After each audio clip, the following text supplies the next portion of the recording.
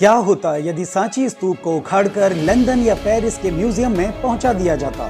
जी हाँ, यह कोरी कल्पना नहीं बल्कि हकीकत में बदलने वाली घटना थी। लेकिन तभी कुछ ऐसा हुआ कि इस योजना को टाल दिया गया। हम बात कर रहे हैं सन 1818 ईस्वी की, जब पहली बार यूरोपियन अधिकारियों की नजर सांची स्तूप पर पड़ी। उस वक्त इसके 3 तोरण द्वार अपने स्थान पर मजबूती से खड़े थे, जबकि चौथा द्वार जमीन पर गिरा हुआ था। सांची स्तूप की पहली वैज्ञानिक खुदाई 1851 ईस्वी में मेजर अलेक्जेंडर कनिंघम की देखरेख में हुई थी, जबकि उनके सहयोगी लेफ्टिनेंट कर्नल FC मेसी ने सांची स्थल के अनेक चित्र बनाए। सांची सहित सोनारी, सतधारा, भोजपुर और अंधेर स्तूपों की खुदाई में मिले बेशकीमती बौद्ध अवशेषों को कनिंघम और मेसी ने आपस में बांट लिया।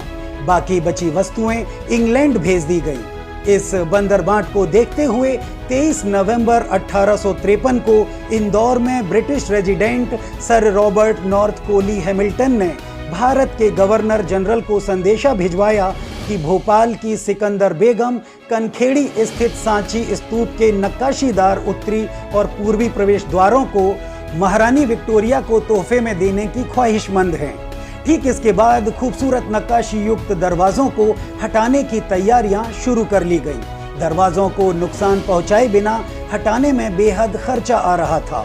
साथ ही बंबई में परिवहन के उचित साधनों का भी अभाव था, लिहाजा उस वक्त दोनों तोरण द्वारों का स्थानांतरण रोक दिया गया। वहीं 1857 के सैन्य विद्रोह ने भी ब्रिटिश सरकार और भोपाल दरबार के बीच संबंधों को तनावपूर्ण बना दिया था।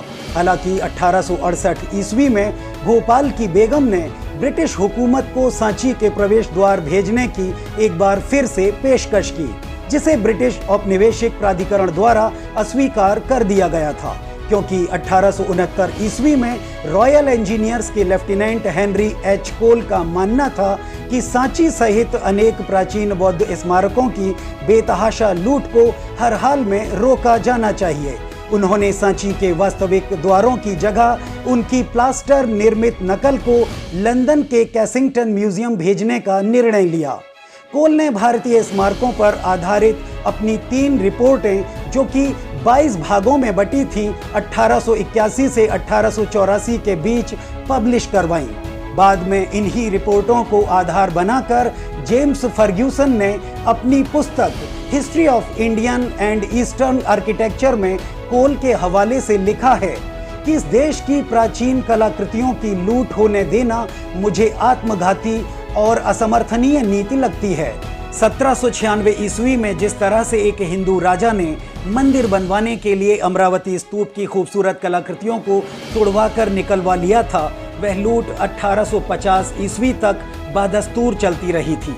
ऐसा शायद ही कोई अंग्रेज अफसर रहा हो जिसके घर और बागीचे अमरावती स्तूप की कलाकृतियों से सजे हुए न हो। मिस्टर कोल अमरावती स्तूप जैसी विभीषिका सांची स्तूप के साथ दोहराना नहीं चाहते थे। उन्होंने दक्षिणी और पूर्वी द्वारों को लंदन या पेरिस भेजने से साफ इनकार कर दिया।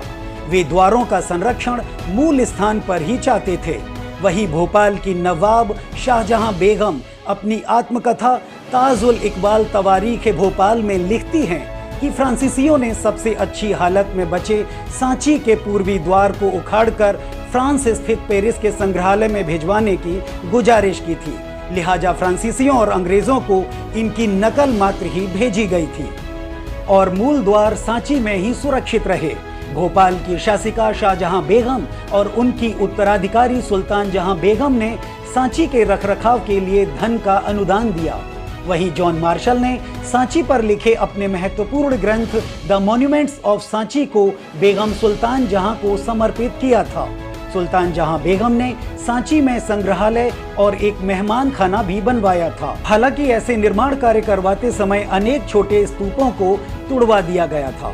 तो रही सही कसर 1904 में भोपाल राज्य अभियंता कुक की देखरेख में दुर्भाग्यपूर्ण संरक्षण के दूसरे चरण ने पूरी कर दी थी, जिसमें वेदिका, स्तंभ और खूबसूरत पत्थरों को दानदाताओं के पत्थरों के साथ तोड़कर हटा लिया गया। भारत के वायसरॉय लॉर्ड कर्जन ने सुविदित रूप से संरक्षण के इन उपायों को अपवित्रता के अभिषेक के रूप में वर्णित किया था। 1905 में करजन ने भोपाल दरबार को सलाह दी कि सांची स्तूप समूहों को भारत सरकार को सौंप दिया जाए, जिसे बेगम सुल्तान जहां ने खारिज कर दिया और खुद ही संरक्षण और पुनरुद्धार की व्यवस्था करवाने की बात कही। 1920 में भोपाल के वारिस नवाबजादा हमीदुल्लाह खान ने पत्र लिखकर लेफ्टिनेंट C.E. लुआर्ड से गुजारिश की थी कि ब्रिटिश सरकार उन 17 अवशेषों को वापस कर दे जिन्हें कनिंघम लंदन ले गए थे। अब चूंकि सांची का अपना एक अजायब घर भी है, वहीं इस मांग को खारिज करते हुए लुआर्ड ने कहा कि अगर ऐसी मिसाल कायम की जाती है तो ब्रिटिश म्यूजियम जल्द ही खाली हो जाएंगे, क्योंकि ग्रीस, मिस्र, इटली सहित तमाम देश अपनी धरोहरों को वापस मांगने लगेंगे। हालांकि 1946 में महाबोधि सोसाइटी ने भोपाल सरकार के सहयोग से लंदन से प्राप्त बुद्ध अवशेषों को सांची में स्थापित करवाया, जो द्वितीय विश्व युद्ध के बाद सोसाइटी को ब्रिटेन से प्राप्त हुए थे।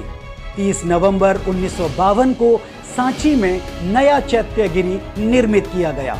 इसके उद्घाटन समारोह में विश्व बौद्ध नेताओं के साथ साथ भारत के पहले प्रधानमंत्री जवाहरलाल नेहरू ने भी भाग लिया था। यहाँ उन्होंने राष्ट्रीय स्मारक के रूप में सांची का उद्घाटन किया था। अब सोचिए, यदि नवाब शाहजहां बेगम की जिद और अंग्रेजों की यातायात संबंधी व्यवस्था न होती तो आज सांची स्तूप के अवशेष लंदन और पेरिस के संग्रहालयों की शोभा वैसे ही बढ़ा रहे होते जैसे कि अमरावती स्तूप के अवशेष।